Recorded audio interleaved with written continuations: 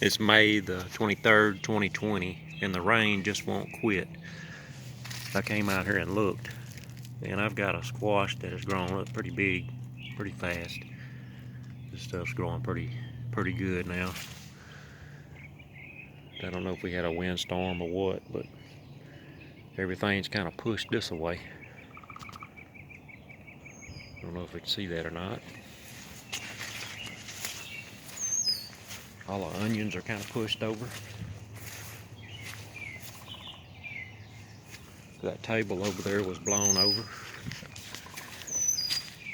These have been pushed over to one side. I guess they need to be tied up.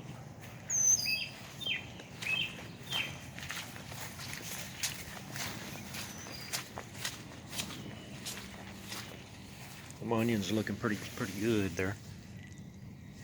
A couple of them.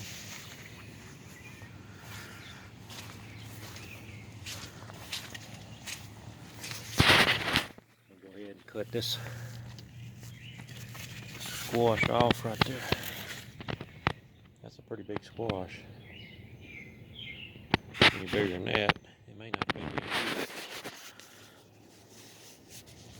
And I got some zucchini I could cut, but I'm gonna wait one more day on them.